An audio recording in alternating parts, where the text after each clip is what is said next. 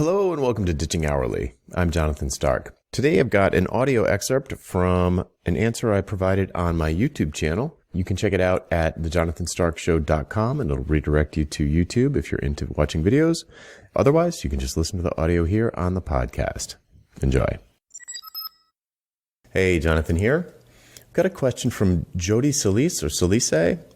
And the question is, how long do you give clients post-project to declare they're unsatisfied and collect a refund? My concern, though the occurrence is probably unlikely, is that a client will run into an unrelated issue, causing the project to fail, get buyer's remorse, and look for every possible way to make right on their own poor decision. Okay, this does happen sometimes, but it is very rare. I've seen it happen where somewhat unscrupulous clients, or maybe they're not unscrupulous, but a client gets really excited about an idea. Perhaps they don't think it through. They write a big check to someone.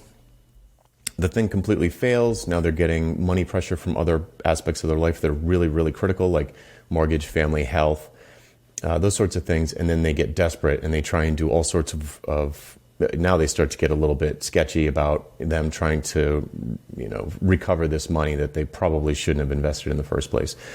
So that does happen. It exists, but I've probably only heard about that 2 or 3 times in 10 or 15 years. I'm sure it's happened quite a bit more than that, but I talk to a lot of people about running projects, and it's not that common.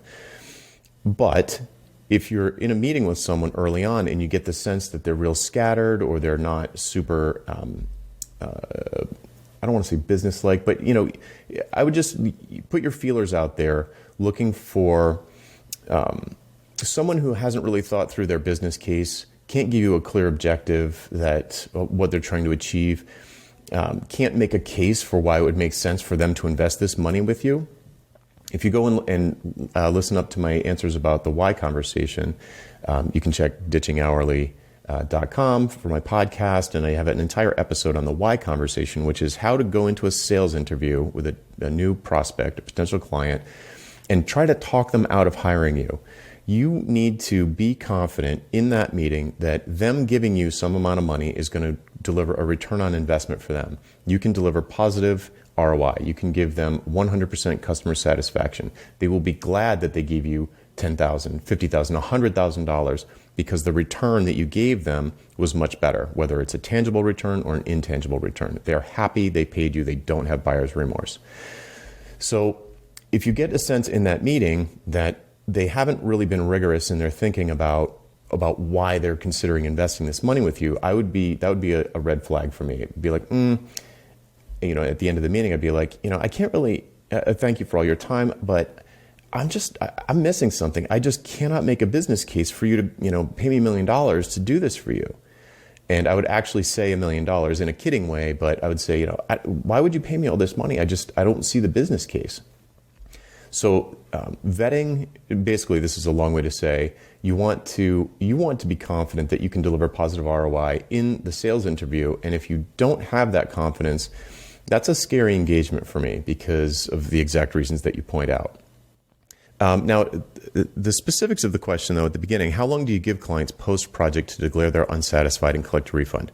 This changes from thing to thing. So if someone, to put it another way, different products, services, and productized services, I would have different guarantees for. So, for example, for a retainer engagement, which is an ongoing monthly thing for which clients would pay me 5 figures, like a lot of money that I wouldn't want to return after, say, a year, I would say in the first 30 days, I guarantee professionalism. I guarantee you're going to like the way this is going.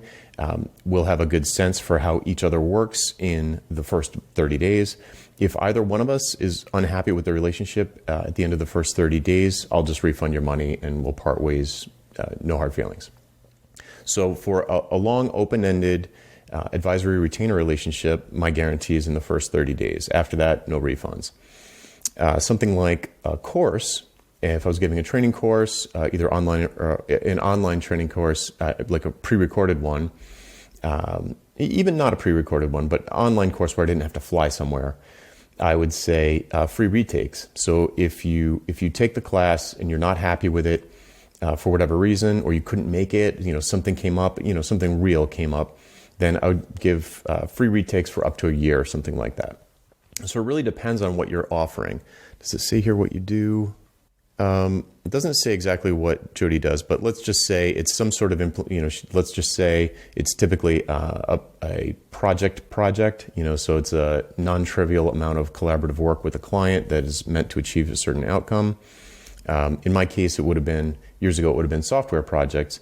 And I would say at the end of that, I would give a bug-free guarantee, not a money-back guarantee. I would say at the end of this project, I think it'll take at least 6 months, maybe more. But at the end, once we launch and everybody has declared victory, that it was, successfully delivered, then, for the next 12 months, anything that comes up bug-wise, I'll fix it for free because I stand behind my code. I stand behind my understanding of your business logic, and I'll just fix it. Now, that said, I'm going to charge more than anybody else would have charged them for that project, but having the bug-free guarantee is going to make them trust me more. It's going to put a lot of the risk on me and not them.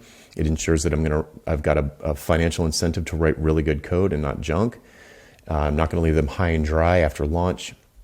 So what kind of guarantee you offer and what the sort of compensation is if invoked will be different depending on, what it is that you're selling. So hopefully that helps. If you have a question, you can hashtag AskJonathan on YouTube, Twitter, or LinkedIn, and we'll find it and add it to the queue. See ya. Would you like to learn how to get paid what you're worth? How about selling your expertise and not your labor?